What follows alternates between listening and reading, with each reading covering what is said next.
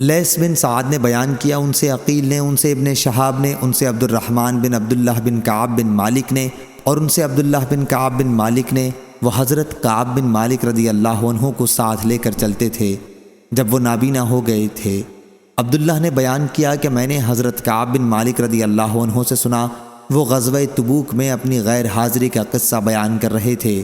کہا کہ اللہ کی قسم، سچ بولنے کا جتنا عمدہ پھل اللہ تعالیٰ نے مجھے دیا کسی کو نہ دیا ہوگا۔